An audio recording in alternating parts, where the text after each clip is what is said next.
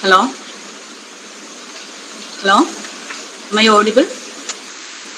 Yes, Mr. Pablo. A very good morning to everyone present here. Today, I am honored to coordinate RUSA-sponsored national webinar on recent advances in DNA sequencing technology by Dr. Anish Kumar A.G., Staff Scientist, National Institute of Immunology, New Delhi. Welcome to this session. This seminar, the webinar on recent advances in DNA sequencing technology is organized by Department of Biochemistry in association with Departments of Microbiology and Biotechnology, Marathanesius College, Kodamangalam. Before going to the session, I bow my head before God Almighty for giving me a chance to conduct such a webinar. We have a request to all the participants before starting the session. Please do not switch on your video or audio between the session and add your comments, suggestions and questions, if any, to the chat box. The feedback for the session will be given at the end of the session and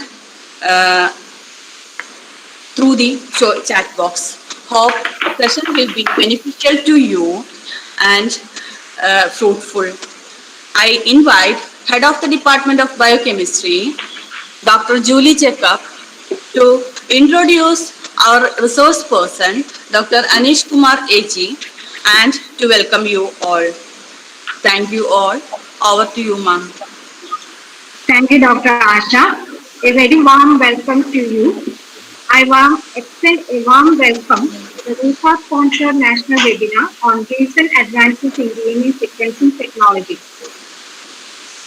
At the outset, I would like to thank our Secretary, Dr. Vinny Verghese, and our Principal, Dr. Shandy A. Avida, whose never-ending support made this webinar a reality. On behalf of Marathanesius College, Kodamangalam, I would like to extend a warm welcome to our esteemed resource person of this webinar, Dr. Anish Kumar A.G., Scientist for National Institute of Immunology, New Delhi. After obtaining his PhD from Center for Cellular and Molecular Biology, Hyderabad, he did his postdoctoral research at National Institute of Health, USA. Returning home, he is now currently working as Principal Investigator, Molecular Genetics Laboratory, National Institute of Immunology. Dr. Anish Kumar has published 22 research papers in peer-reviewed journals and is a recipient of several awards and honors. I welcome you, sir, to this webinar. Next, I would like to welcome the technical support team here at Marathanesius College, especially Asha Miss, Paul sir, Francis sir, Nidhi sir, Evin and Jacob for their never-ending support for organizing this webinar. I would also like to extend a warm welcome to all my dear colleagues, teachers from various colleges, research scholars, students, and our alumni to this event. I am sure you will have a fruitful session ahead. Now I would like to invite Dr. Anish Kumar for his presentation. Over to you, sir. Thank you. Hey, thank you, Dr. Julie and Asha, for asking me to give this seminar. Um, okay, let me present.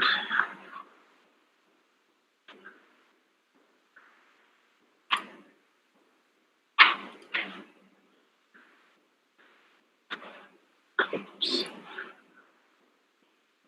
Okay, the slide is visible to all, right? Yes, sir. Okay, so I thought I will talk about next generation sequencing technology. One reason is we use it in our lab a lot. So I thought it may be a good idea to introduce, it in some detail to the students. So that's why I thought I'll take this topic. But I'm not really planning to give a complete, a very detailed and complete overview of the technology, because it's actually quite vast field and extremely rapidly, evolving field. So I'm not going to do that. But what I would try to do is to give a glimpse of it, the general, the generalities of different methods, and try to give some idea about how it's used to understand the functional genomics aspects. Okay, not just DNA sequencing, but how cells behave. How we can use this technology to understand how cells behave under different conditions, using some of the work that we have done. So I won't be going into very detail of that as well. But my intention is to actually introduce the technology and its use in functional genomics.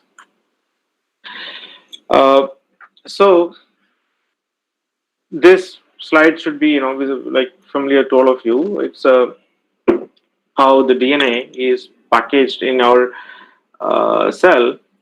Of course, DNA was, confirmed to be the genetic material in early 50s, and the works of Nirenberg and who found that actually DNA is, the template for protein synthesis. So, like the RNA made from DNA is a template for protein synthesis. So, understanding the sequence of DNA became very important. Not only just out of curiosity, but also to understand the diseases, because a lot of genetic diseases were known by then, and to understand such diseases also we need to know what are the sequences on the DNA. And though immediately after the discovery of the structure of the DNA in 53, like in so a few years after that, Robert Hawley has found first sequence of first nucleic acid molecule like a tRNA. But that is a very complicated method that normally it took 3 years just to sequence a 70 nucleotide RNA. So that is very, very complicated method, and that is not really usable in any meaningful form in most of the laboratories around the world. So apart from being the DNA being the genetic material, you also aware about this kind of flow of information within the living cells from DNA, which can replicate, and DNA to RNA, which is transcription, then translation, then proteins, then proteins actually, metabolites, and proteins and metabolites together finally determine the phenotype, whether it is a disease, whether it is things like cancer or diabetes or a very healthy person. Everything is determined by a combination of these things. And we know that, we have like 25 plus, 1,000 genes at least, and there are many variations, splice variation, post-transcriptional variations among the genes, gene expression. So all these variations together actually determine the phenotype of an individual. And to understand that phenotype, or the interplay between the genetic variation and the variation in the gene expression, whether it is at the RNA level or protein level, and finally how the metabolites are changing within the organism, all these things combined actually determines the disease condition or a healthy condition. So looking at individual genes, okay, that's not really sufficient in many cases, especially if you take diseases like complex diseases like diabetes. Okay, it's not really genetic, but people have found there are differences. There are certain things that are present in many diabetic patients, certain DNA modifications, mutations, certain changes at the level of gene expression, certain changes at the level of protein or metabolites. So to get a better understanding of such things, we need to actually understand at a global level how these molecules are behaving. So we need global technologies. Okay, so that's an advantage. So especially the whatever I have the red font here, the DNA RNA, that means the transcription and translation. These two processes can be, followed at the bulk or at the global level by, knowing the DNA sequencing or the DNA and RNA sequences. Okay, so that's another aspect that I'll come back to this in detail later. So, from the discovery of DNA as a genetic material, and after the structure was published, there was a lot of attempts to sequence DNA or RNA for that matter. And interestingly, in the same year, in 1977, two groups. One was Maximum Gilbert, and the other was from UK, Sanger. So both of them published methods to sequence nucleic acids, especially DNA molecules. So Maxim and Gilbert from Harvard, they actually used a chemical sequencing method, and Sanger used a polymerase dependent, a method called chain termination method.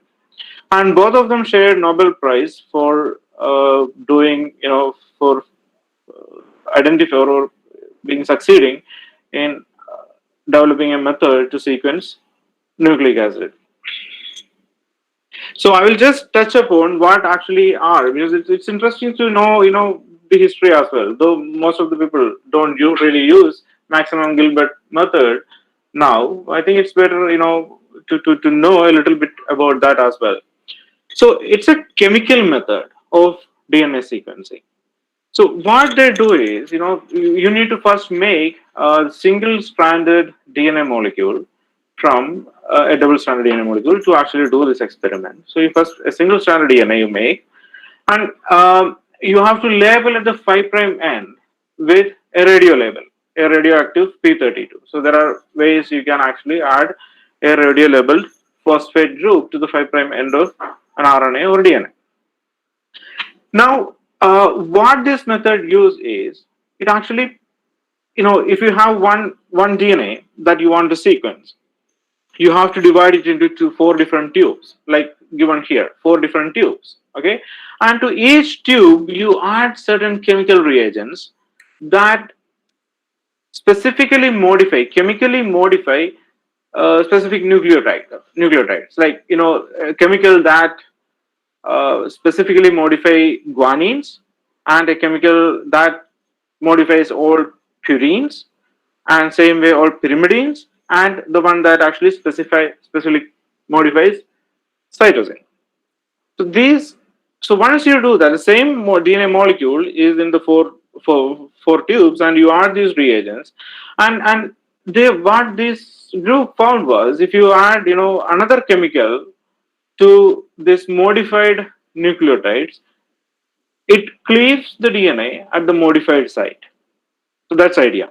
Now the issue is that you have to be really careful, so that when you're adding these reagents, it shouldn't modify all the nucleotides. Like the reagent that modifies guanine, it should not modify all the guanines within the same DNA molecule.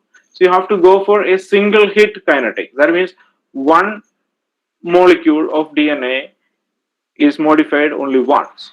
Okay, so that's a key in this process, in all the sequencing process actually. Okay, so that way, then when you actually cleave them, you get all possible lengths of DNA with a phosphate group attached to the radioactive phosphate group attached to the 5' end. So once you do that, you can run a polyacrylamide gel, a urea gel, a denaturing polyacrylamide gel of very high percentage, so that now you can separate these fragments that are created. Okay, so you run them in 4 different wells, one well for each reaction, and this is how you generally read that gel. Okay, so this is the full length one, radio labeled full length one will be the top band here, and for this particular sequence, ATGC, ATGCA, here you will have A here. So that means, so you will have the band only in this particular well, A plus G reaction. Okay. And when if the second nucleotide is T, you will have a band only here, G plus C. Okay.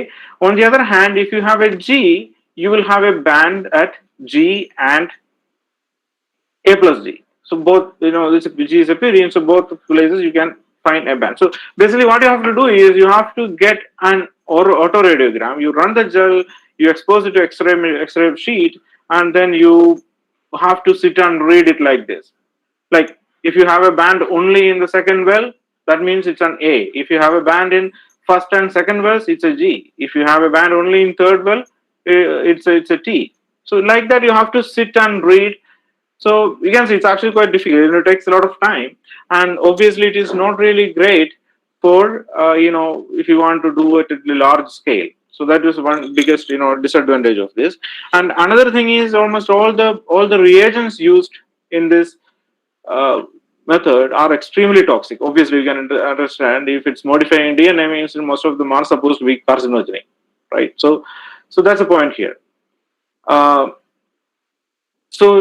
also to make a kit, if you want to really use it at a very in a commercial basis or in a wide usage, then you need to make kits for it, right? And that's going to be extremely difficult because these are finicky reactions with extremely toxic reagents. So that's where the second method, which was introduced by Sanger, and you will see that this method has prevailed all throughout. The whole human genome was sequenced using this method, and even the many of these NGS platforms, the next generation sequencing platform that we will talk about later, they also use some extent of some modifications of this method. So this became really the popular DNA sequencing method. So most of us, when we say DNA sequencing, we actually mean Sanger method. So it's a method where we use special nucleotides called dideoxy nucleotide, DDNTP. So you know what is a DNTP, which is a normal nucleotide in the DNA, which is the bottom one here. So which doesn't have an OH at the 2'. So it's a 2' deoxy NTP. Now, dideoxy doesn't have an oxygen at the 2' and the 3' positions. So the problem is, if you're making a DNA, so you must have already studied DNA replication. So it's always 5' to 3', right? So this 3' end, this 3' OH, the 5' phosphate of the next nucleotide comes and attacks. So here in the case of dideoxy, there is no oxygen, so that's not going to happen. So whenever an elongating DNA chain, a DNA polymerase incorporates a dideoxy NTP, it stops there because it cannot add another nucleotide there. So it's called a chain termination. Okay, so again, it kind of looks very similar to the chemical method. Like that, we need to have 4 different tubes here, but here we have a labeled primer. Okay, the label can be radio label, where you can actually run a gel like this and do the autoradiogram, just like we have seen in case of the chemical sequencing method. Or it could be fluorescence. So many of the semi-automated sequencing machines used fluorescent labels. So that's an advantage of this method actually. So you can use a primer that has a label, can be radio label or a fluorescent label, and you set up 4 different PCR reactions. It's a simple PCR reaction, and the only difference between these 4 tubes are one has dideoxy G at a lower concentration. It has deoxy G there, plus you add a little bit of dideoxy G, and same with DDA, DDT, and DDC. So how it works is, there is the deoxy G nucleotides there, so normal PCR happens. But when it happens, a small fraction of the products, will have, they'll be incorporating DDG instead of DG. Same way DDA instead of DA. So in those fragments, actually they stop the reaction there. So again, what we get is a wide range of lengths of the molecule, DNA molecule. And again, as I said, we have to run the gel. That's one method to do that, either with a fluorescent label or with a radio label. And again, we read like this. But unlike the previous one, this is more definitive. Like, you have A means you have a band only in DDA added one. If it's a T means you have band only in the DDT added one. So like that. So it's much easier to read. So that's one advantage of this method. And then soon enough this was automated, because you can run a fluorescent label primer, okay, so that the gel can be scanned by a scanner, and easily the positions could be read by the computer. So that was one method. And there is another modified version of this is, you use fluorescent labeled DDNTPs, okay, and run the reaction. Again, you have to have 4 different reactions, and finally, what you do is you run a capillary electrophoresis. Okay, capillary it's a what is a capillary electrophoresis, right? Like plate electrophoresis, you have the gel in a capillary, and when you do a capillary electrophoresis, the color, the oligonucleotides get separated by their size, and each one has a particular fluorophore attached to it.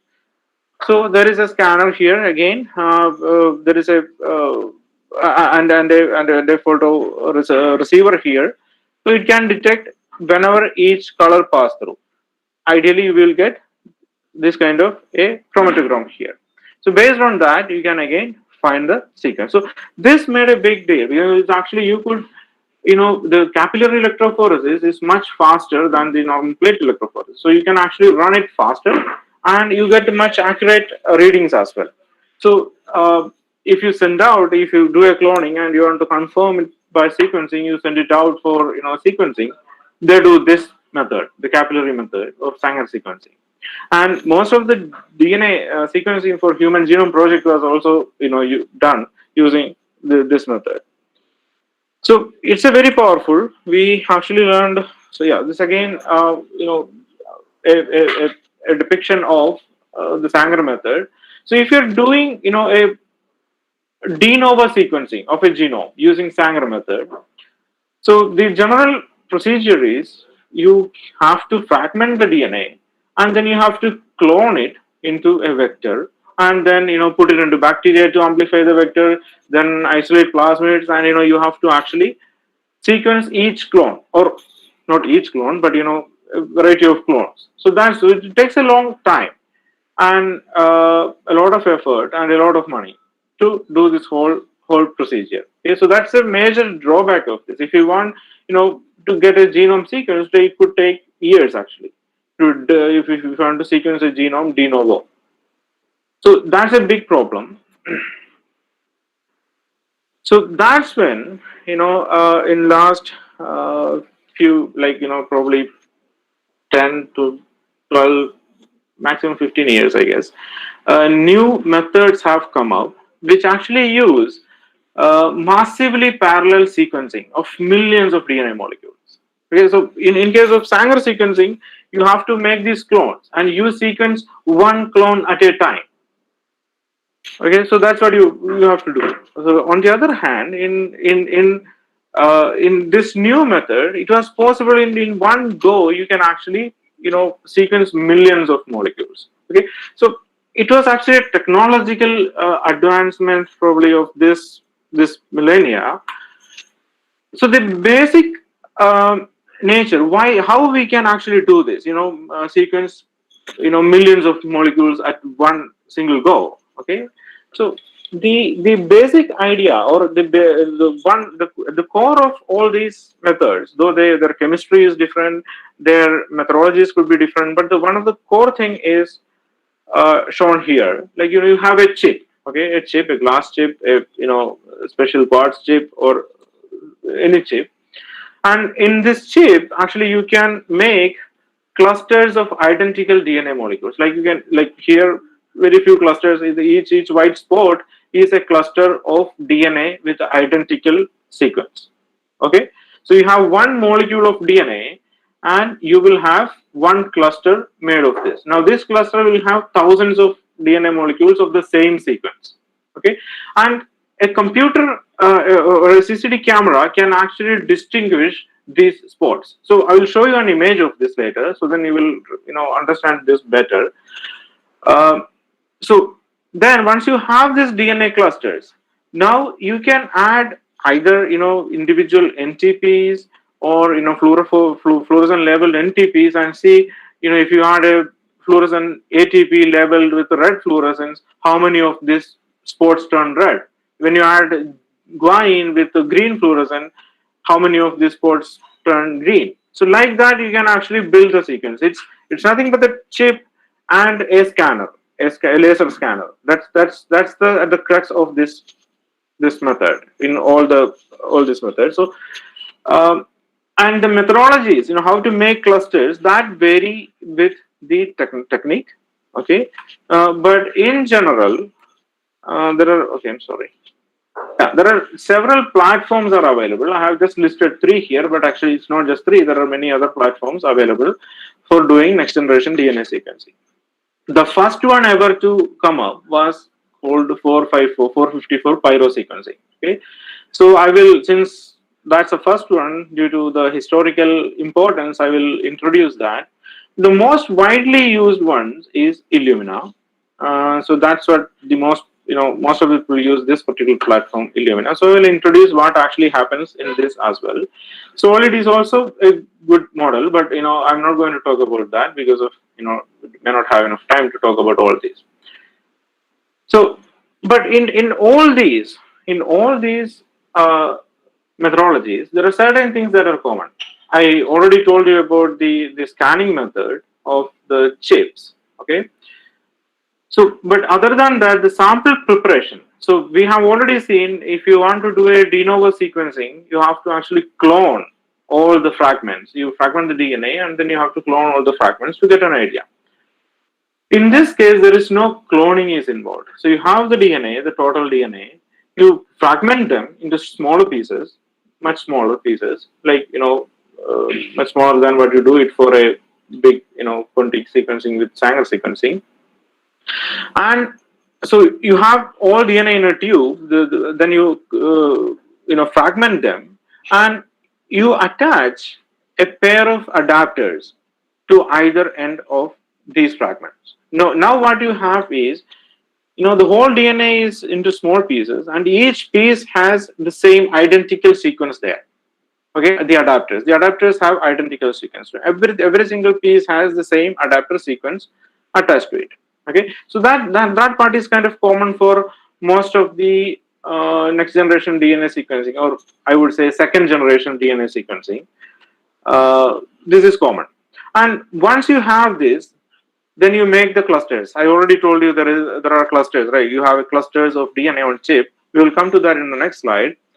And once you make clusters, then you have then you do several cycles of sequencing. That means if it's depending on the chemistry that is being used, you use a polymerase to add a nucleotide, then wash away, unbound, then you scan. That is a cycle one. Okay, then you get this kind of the cycle one a picture. You have different spots here. Okay, each one has different color. So the computer will record that color. Then there are ways to get rid of the fluorescent label, and then you add the next nucleotide set, and you see what's happening here. So it's changing. In the first case, the spots are G, A, T. These three spots are G, A, and T. The second one it is T, G, and G. So that means these are the two. You get a dinucleotide sequence there. So like that, you can go for any number of cycles, and finally you get the sequence. So that's basically the idea. Now, I told you about generation of clusters, right? So that's an interesting, concept and a major technological advance again. So in sequencing systems like 454 pyro sequencing, Solid, and most of these sequencing platforms use a particular method called emulsion PCR.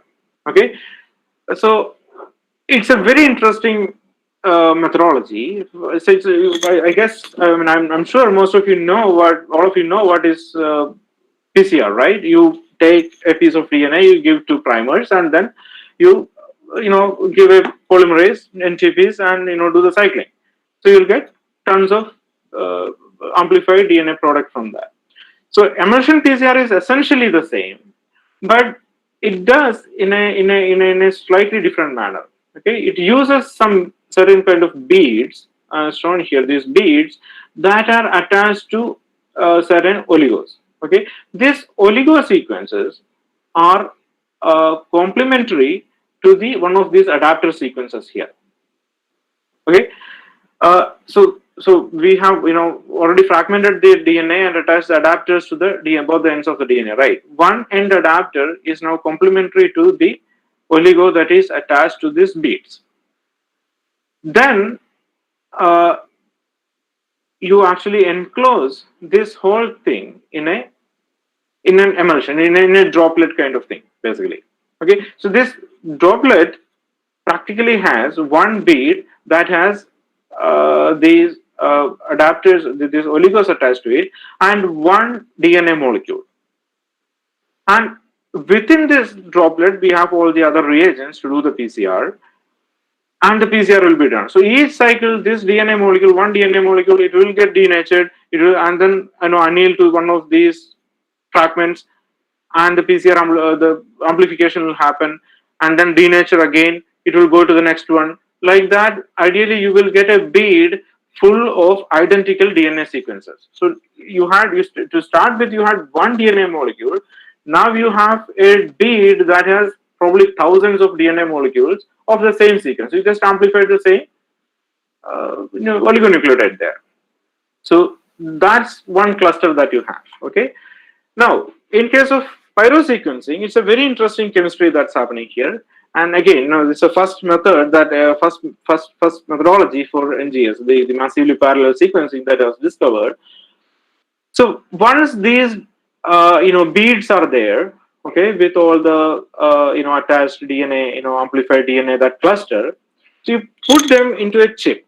Okay, it's again a chip, but here the chip is micro wells. It's a very minute, picoliter kind of, volume, very, very, very minute wells, where exactly one bead can fit in. Two beads cannot fit in there. So it's that kind of small, wells. So then you add these beads to these wells, okay, and then you add all the reagents required for that. So now what happens is when then you add one nucleotide at a time, like you give DGTP or DATP at a time. So first you add, flood this whole thing with the DATP, GTP. Let's talk about DGTP. And for whichever wells, there is a primer here, right? So whichever well the next nucleotide is to be added is a G, it will add a G. So if you you have studied replication, an DNTP is added, a pyrophosphate is released, right? So same thing is happening here. A pyrophosphate is released within this well. Okay. This reaction also has, another reagents which is called, adenosine phosphosulfate, and an enzyme which actually you use the pyrophosphate and APS, the adenosine phosphosulfate, to make ATP. Okay, so this PPA released will lead to formation of ATP within these wells. Okay, and these wells also have luciferase enzyme there. Okay, and its substrate there.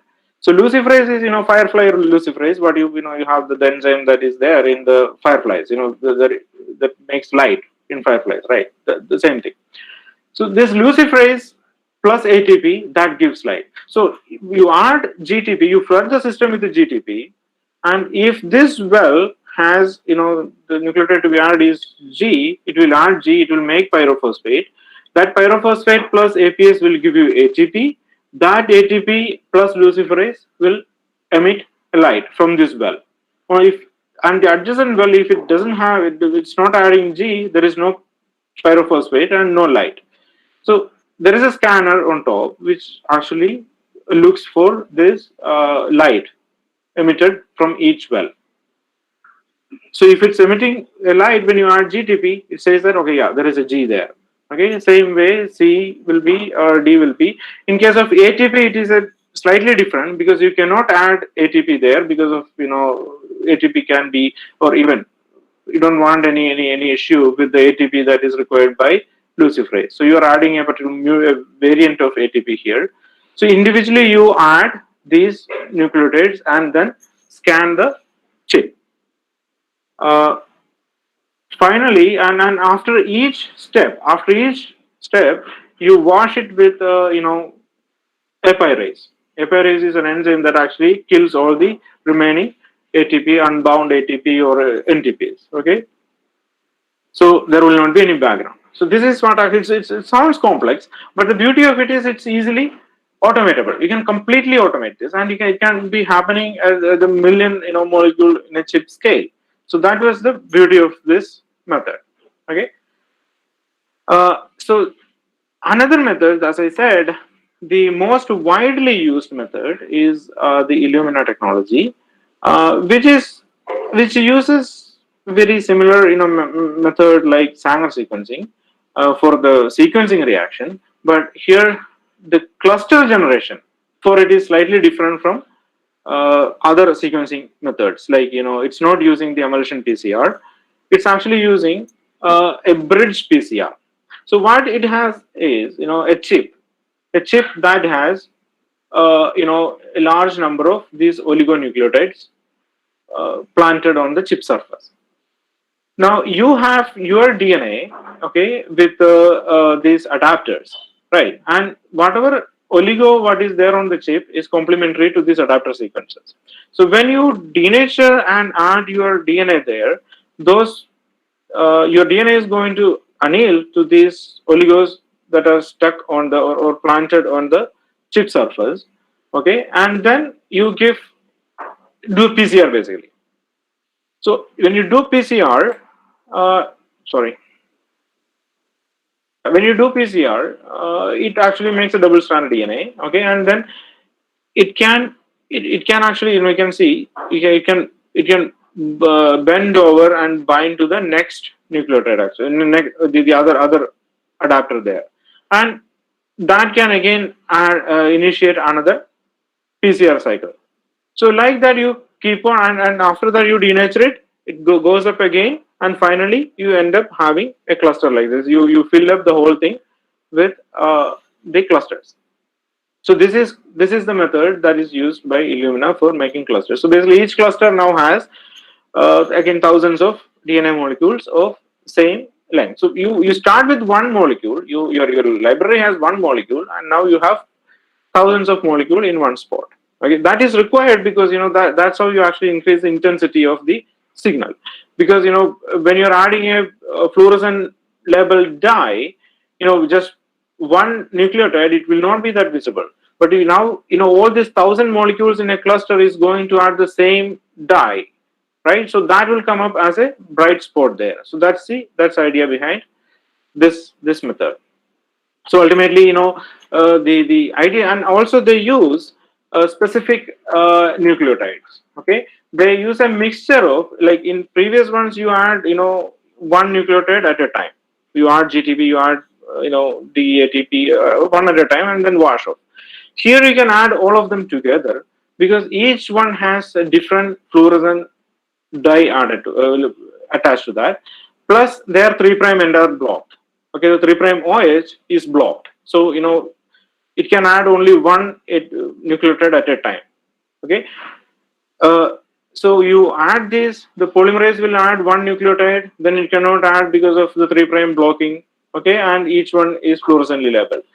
Once that step is over, you scan the whole slide with the 4 different filters. Okay, based on the colors on each ATP. So you get this kind of a picture, spots. So each spot here is a cluster. Okay, so each spot here is a cluster. Like if it's yellow here, that means it's this cluster. It has T here. Here it is blue, means probably G. Here it is A, like that. I mean, I'm just arbitrarily saying that, but hope you got the idea. So this is how the combined one look like. So the computer actually, stores that, okay, yeah, this particular cycle, this port has yellow. Now next step what you do is both the fluorescent label and the blocker are reversible. They can be cleaved off. Once you cleave them off, that DNA will not be fluorescent any longer, and the blocker is gone. So it can add another nucleotide there. 3' OH is free now. So you remove the blocker and the fluorescence, and then you add the next, you go for the next round again with the same batch of same combination of NTPs. Okay, so then after that, then this may turn out to be purple. So that would say then the computer, okay, this port, previous one it was yellow, now it is purple. So the next nucleotide is this. So that's how the machine makes the calls. Okay, so this is basically the technology part of it. So this is actually most advanced one. You can actually get billions, not even millions. You can actually get billions of reads in one go. You can finish, a genome probably in one run. That kind of capabilities are there, and it takes probably 1 or 2 days to run the whole thing. But it's quite fast, and it's much cheaper also nowadays. Okay, and there are other platforms as well. Like there is one called Ion Torrent, which actually again similar to what we have seen in pyrosequencing. It actually happens in wells, but it actually measures the pH. There is no scanning for the fluorescent level. So each nucleotide addition leads to release of one hydrogen atom, which decreases the pH. So basically the machine does is it look for pH. So there are other methodologies. So we are not going into the details of that. So so why do we use this? We all, every time we hear about NGS or sequencing, yeah, we can sequence a genome, $1,000 we can sequence a genome. Everyone can get our genome sequenced. Like India has this 10,000 genome project where 10,000 of people are going to be sequenced. Whole genome is going to be sequenced. So why do we do this? So the idea is now we know what is we have a reference human genome, but all of us know that's not same for all, right? There are tons of variations between people, and some of these variations are associated with the diseases. And by sequencing a large number of people, we can identify if we can actually connect or find correlations between variations and the diseases. That will give us a better understanding of how to treat the disease, like personalized medicine. Okay, and another important aspect is functional genomics. Excuse me, sir. So that's actually our Sir, it's not visible. Yes. This PPT is not It's visible. not visible. Oh, okay. It was visible before, or it just? Yes, it was. Just now, just went. It was. Is it working now? Not yet, sir. Not yet. Okay, let me stop the presentation and re-share it then. Okay, sir. Okay.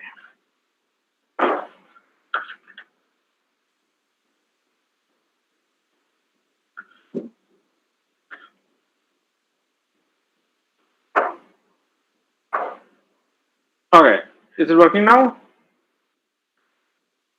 Yes, sir. Okay.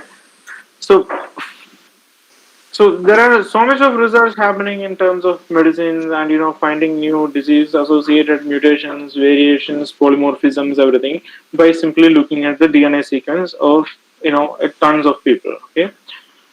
Another aspect is functional genomics, which is basically our interest. So how an organism responds to a particular condition, okay, disease condition or a stress condition. Okay, it's like before and after stress, there may not be a difference in the genome sequence, but we do see that there are a lot of differences happening within the cell. But we don't really understand what are those changes. So one of the easy ways to understand is to look at how the transcriptome changes. That means how the mRNA levels are changing. There are differences in particular mRNA levels, and we cannot do this one by one. We can do the complete, whole global sequencing, and we can get a global understanding of the transcriptome by doing a complete transcriptome sequencing. I'll come to that. So basically, functional genomics is, it's a combination of, it's a study of how genome, epigenome, transcriptome, proteome, and metabolome work together to produce a particular phenotype. So we all have different phenotypes, and our phenotypes sometimes change when we get a disease. Like now we will be healthy. Now we'll be healthy, but after we get disease like diabetes or high BP. That's a different kind of phenotype. Okay, these are associated with the differences, the global differences, the network of the genes and their mRNAs and the proteins and the metabolome or metabolites. They together actually brings down this kind of a phenotype. Okay, so genomics and epigenome. Genomics is the mutations in our genome, which we actually either got from our parents or we acquired somatically. It could be, and epigenome is the modifications on the DNA or on the chromatin. Chromatin is made of histones. Okay, so that's epigenomics. So that can affect gene expression. Transcriptome is the study of RNA molecules present in a sample.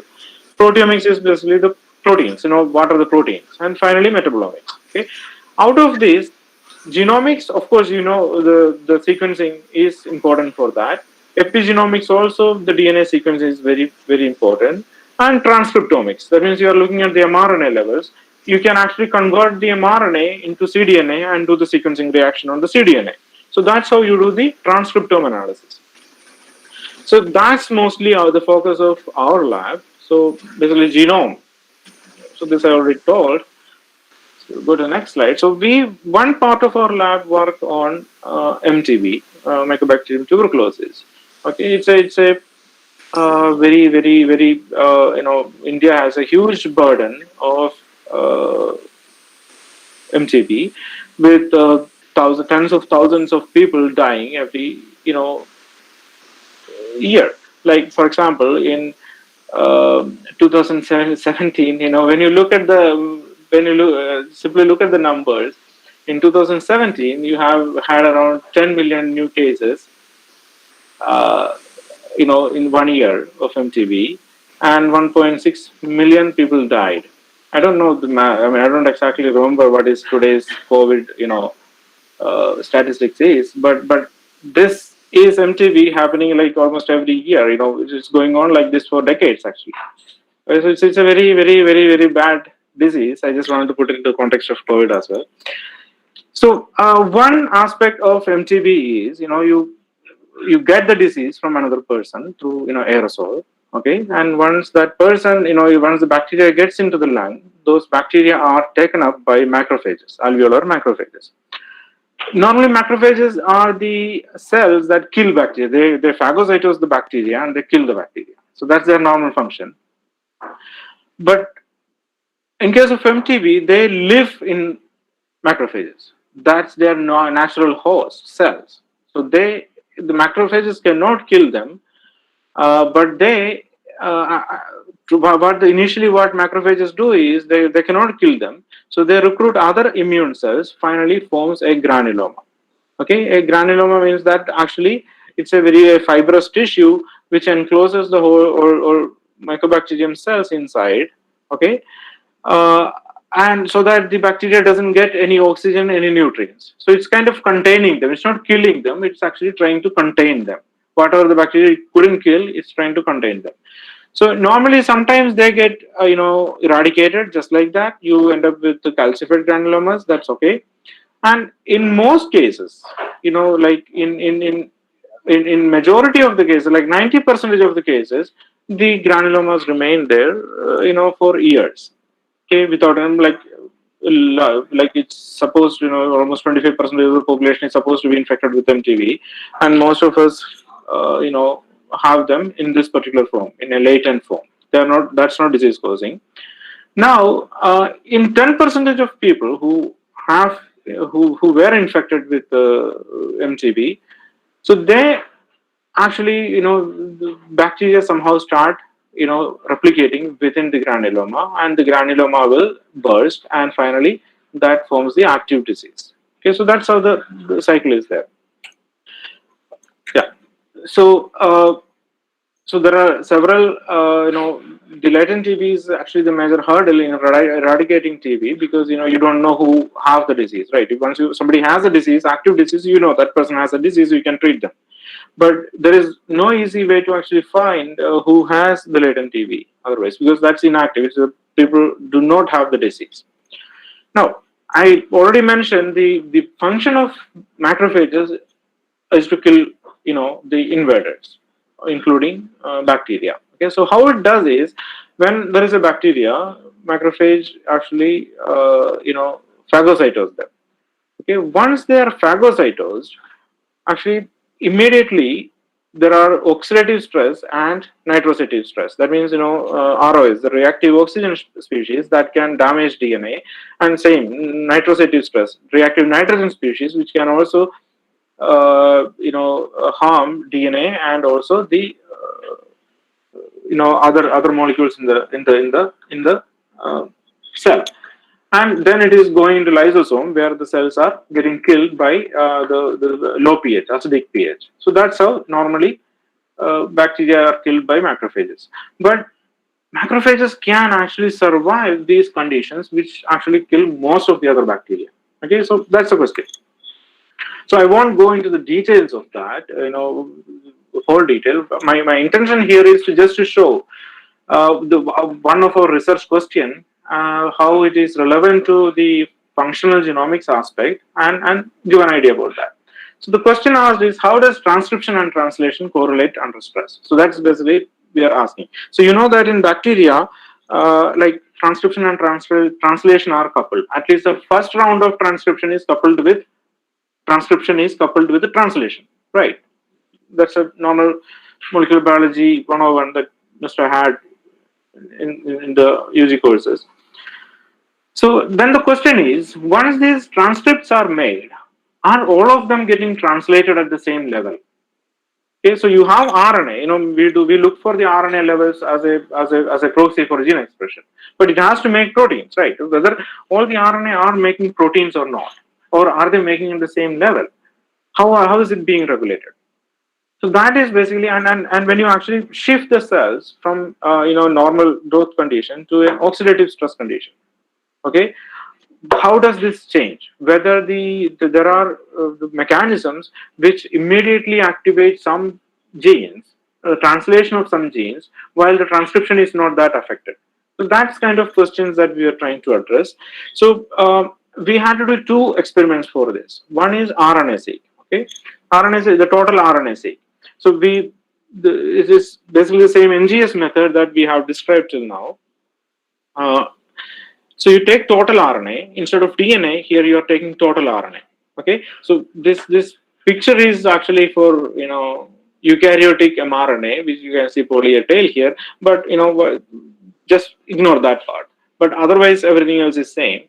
You have an RNA, mRNA, not one RNA. You have every single RNA in the cell. Now you take that RNA and you fragment them. Okay, you fragment them using one of the several methods, and then you attach the adapters to that. Okay, once you attach the adapters to that, and then you do the sequencing. We use the HiSeq, the Illumina HiSeq 2000 platform. Okay, you do that, and then you get millions of reads, like 10, 20, 30, depending on the depth that you have selected, millions of reads you get. So these reads are DNA molecules, right? Like you have, varying from, depending on the reaction that you have used, you have sometimes 100 nucleotide long reads, sometimes 35 nucleotide long reads, sometimes 50. So you have these reads. Reads means DNA sequence. Okay, you have millions of this DNA sequence. There are, computer algorithms to map these reads. So now we have to find, right, where each of these sequence is mapping. So there are algorithms that actually map these reads to the genome. So now we have a genome sequence, right? The MTB and like human, or mouse or yeast, MTV genome is also being sequenced. And the genes are already demarcated. Like, in the genome, position X to position Y is this genome, this gene A. Position A to B, it is gene number B. Like that, it has been annotated. So this particular program will, see, okay, these reads map to this gene. These reads map to this gene. These reads map to this gene, like that. So then we can actually make a count, okay? How many reads are mapping to this gene? How many reads are mapping to this gene? So if your RNA is abundant, okay, you have gene A, which has only 10 reads mapping to it, okay, and you have gene B where 100 reads are mapping to it. That indicates, that gene B is, its RNA levels are pretty high, because the number of reads normally depends on the abundance of the mRNA in the cell. So that's how you generally do the experiment. You basically count them for each gene, how many reads are there. Okay, that's used for the next analysis. So that's for RNA-seq. So this will tell you what are the RNAs. But our interest is actually to understand how many of these RNAs are getting translated. So how do you do that? Again, this is similar to RNA-seq, but it's a footprinting experiment. But what we do is, it's called ribosome profiling or RiboSeq. See, the translated mRNA, the mRNAs that are getting translated are bound by ribosomes, right?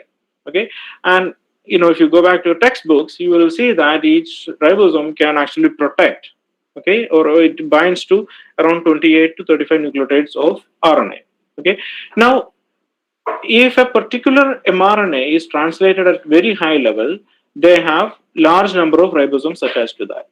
If one is not translated well, it will have less number of ribosomes attached to it. Okay, so that's how it is. Now, what we do is we simply digest all the RNA with RNAs. So everything gets digested except the RNA protected by the ribosome. Now we isolate that RNA and do the next generation sequencing, similar to the RNA-seq that we have described, and then map them onto the gene. So now what we have is we have to compare RiboSeq and RNA-seq. So we have, we know that in RNA-seq, okay, how many reads map to gene A? We know that RNA-seq, how many reads map to gene B? We also have now in ribosome profiling or RiboSeq, how many reads map to gene A and how many reads maps to gene B. Okay, if transcript levels are completely driving the translation, you will have same ratio between RNA-seq ratio of RNA-seq reads in A and B and RNA-seq reads in between A and B in the RiboSeq. Same ratio you will get. But if, like, say, a particular RNA-Z is there in the transcriptome, that means there in the cell, but it is not getting translated. In that case, RNA-seq, you will see a lot of reads mapped to that gene. RiboSeq, you will see less number of reads mapped to that gene. Okay, so we will actually find what are the differentially expressed genes. That means under the two different conditions, oxidative stress and normal conditions, what are the mRNAs that are differentially expressed? That means which mRNAs are upregulated, increasing under stress condition, which mRNAs are decreased under stress condition. Okay, that's differential expression in both transcriptome and translitome. That means RNA-seq and RiboSeq. Okay, so this is how it looks like. This is the RiboSeq data. So normally, most of the reads, maps pretty well. They are in this diagonal line here on the x-axis. What you have is the read counts in log phase, and on the y-axis you have on the oxidative stress. Okay. So most of them, the blue dots, which are close to the diagonal line. That means they are changing in a very, very, very, very correlative manner. But the pink ones are, you can see, they are on the surface. Okay, so those are the ones that are upregulated in oxidative stress. So they have higher number in oxidative stress and lower number in log phase. Same way, RNA-seq also you get similar profile. A large number of genes are upregulated in the oxidative stress, which is the CHP RNA. Okay, so this is how you actually how the data looks like. The pink ones are the differentially expressed or upregulated genes. Okay, so now what we asked was, if you look at the upregulated genes in ribose and if you take upregulated genes in RNA-seq, how many of them match? If increased RNA levels completely determine the increase in translation or ribosic levels, it should be same. Both should be same. So that's what we looked at, but it's not. So you see around 51 genes are specifically enriched in ribosome compared to RNA-seq. That means those are, translationally upregulated, not transcriptionally upregulated. Okay, and so we get a bunch of genes now. Okay, I'm not going into the details of the individual genes, but this is how it works. You get when you do this analysis, you get a large number of genes, names of or the accession numbers of a large number of genes that are upregulated or downregulated. So now what do you do with this?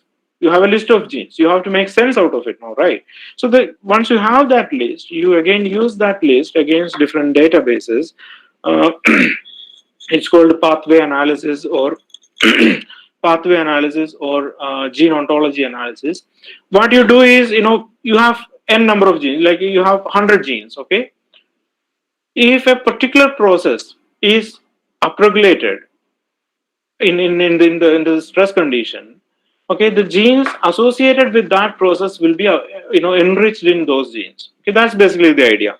So just to show an example, this is what we find in case of the genes upregulated in oxidative stress in MTB. Okay, 23.5% of genes. Okay, we know that they are part of cholesterol catabolism.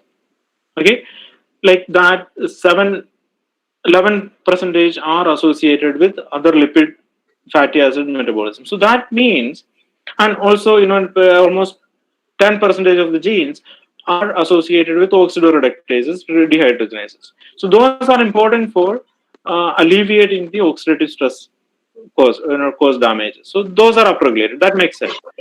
Plus cholesterol catabolism. That is, so basically what you get is now when a cell is shifted from normal growth to oxidative stress, what processes are more important for the cell.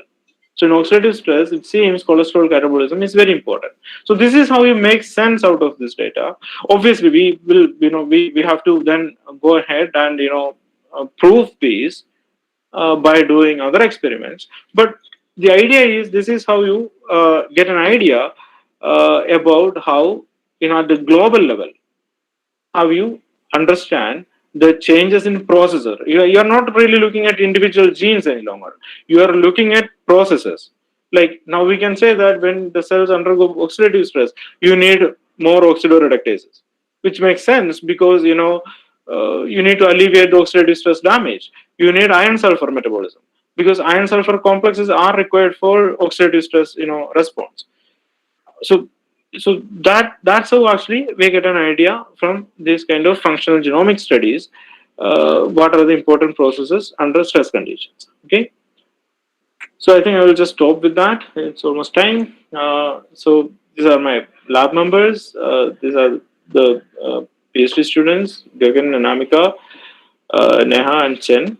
Then Somdev is JRF, Smita is on SRF, and Kim Singh Ji is the technical officer here. And these are the collaborators. And lab is funded by DBT, DST, SERB, and NII. Yeah. Questions?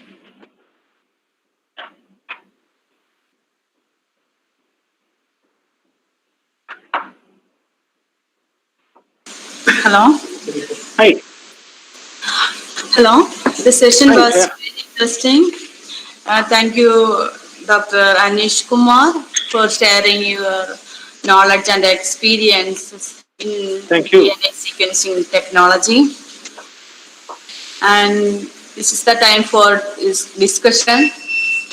You can type your participants can type your questions in the chat box or unmute your mic and directly you can talk to the sir. Yeah, I see a question from Licinta The question is, what are the major contributions of DNA sequencing in COVID-19 vaccine preparation? So, well, I don't really work on COVID-19, uh, but mine is almost like a layman's comment here. It's not really an expert opinion. So the next-gen sequencing was used actually to identify the mutations in the COVID-19 genome in different isolates. You have so many isolates now all over the world, and that has been uh, isolated and sequenced at full level to identify these mutations. And these mutations are important for several purposes. One is to understand the virulence of the virus. Like certain mutations can increase the virulence, certain things can decrease the virulence. And you already have the data how that particular isolate is associated with very virulent version or not. Then you can try to make connections like that. So another aspect is mutations affect the vaccines, right? Vaccines are the antibodies or T cells that recognize specific epitopes. Okay, that and mutations actually can change the epitopes, which can again lead to the success or failure of the vaccine. So that's a general comment I can give, because I don't really work on this area, so I don't have a very good depth in that. Yeah.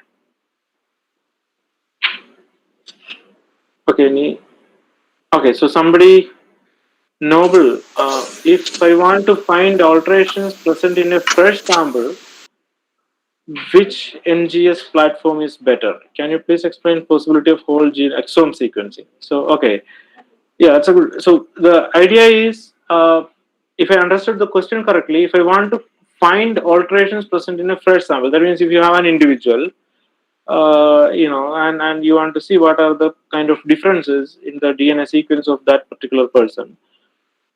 You can use any of the NGS platforms available, but it also depends on which one is used most. Illumina is used most, but any of the NGS platform will be good for that. Basically, you need to do a whole genome sequencing. That's one way to go for it. And can you please explain the possibility of whole exome sequencing? So exome sequencing is something where you are looking only at the exons. That means you are looking only at the protein coding regions. Okay, the majority of the DNA in our cells, in our genome, is not protein coding. Okay, so people think that protein coding, they are the most important thing. So and also to sequence the whole genome is much more expensive than doing just the exome. That means only the exons, because that's what exomes are only a fraction of the total genome. So that's why people used to do exome sequencing, just to identify mutations or polymorphisms within the protein coding genes. So that is good. That has led to identification of large number of polymorphisms associated with diseases. But that way you are losing out information on the other regulatory elements which are not part of any exons or protein coding genes. So that's the problem there. But again, it's always a balance between the expense and the information. Doing whole genome, again, finding differences in whole genome is also computationally also expensive. It's more complicated. On the other hand, exome is much easier. So yeah, that's how it works. It actually depends on the particular need. You have to decide on what is the methodology that you need to use.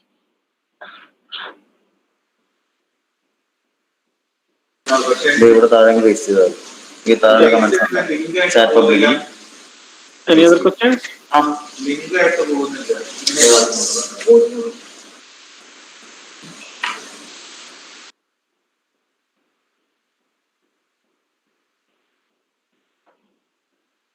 Hello? Any other queries?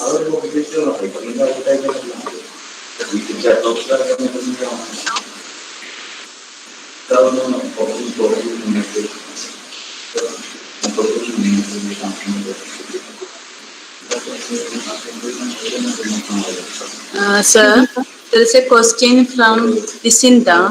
What are the Uh-huh. major contributions of DNA sequencing in COVID-19 I think I vaccine answered that. preparation? Okay, okay.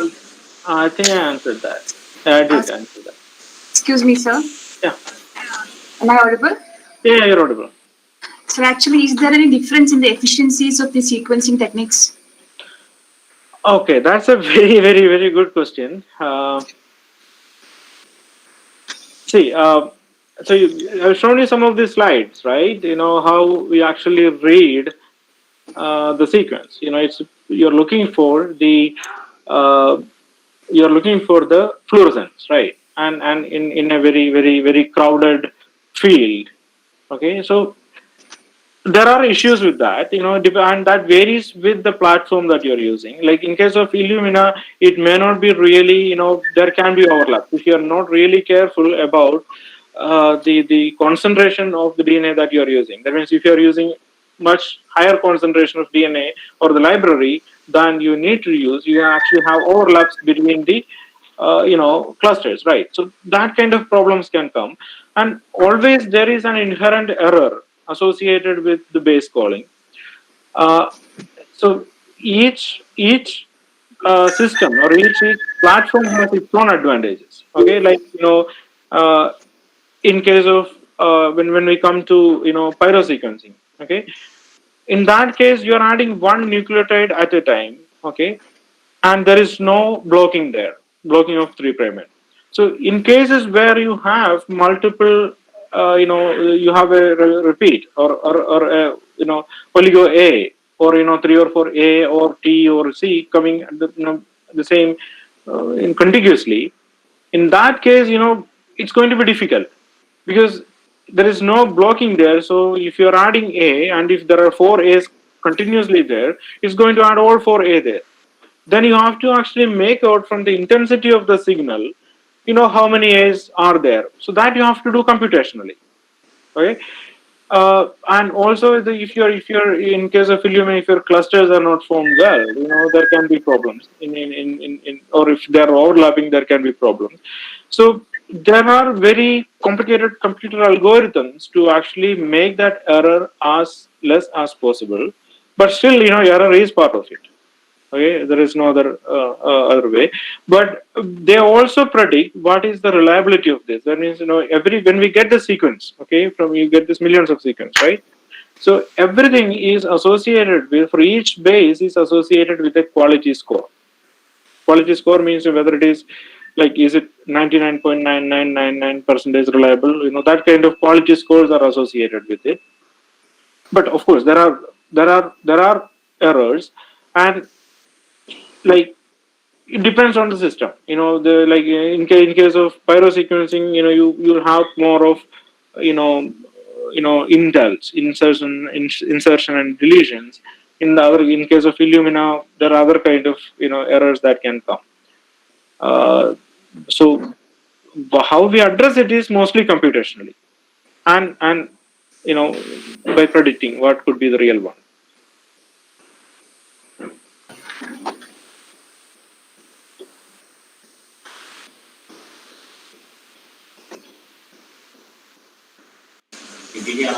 Hello? Any other question? Hello? Any other questions or queries? Okay.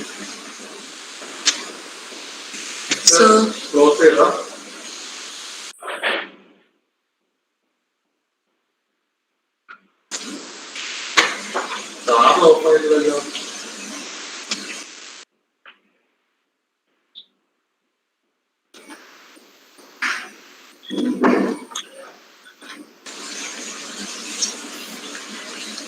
okay, we can conclude the session. The session was very useful and fruitful for all the participants. Thank you, Dr. Anish Kumar. Then, on behalf of Department of Biochemistry and Marathanasius College, I express my sincere gratitude to you for spending your valuable time for this webinar. And I am sure each and everyone that participated in this webinar have got a very much of knowledge about the DNA sequencing technology. Then I would like to express my heartfelt thanks to Dr. Shandy Evera, our principal, for her valuable support. Next, I thank Rusa for the financial support and special thanks to Dr. Julie Jacob, Head Department of Biochemistry, Elizabeth Jacob, Paul George, and all other colleagues of biochemistry and microbiology, biotechnology departments of Marathanesha College. Then, last but not the least, I would like to thank all the technical team and the participants for the support throughout the webinar. Thank you all for your kind cooperation. Thank you. Thank you.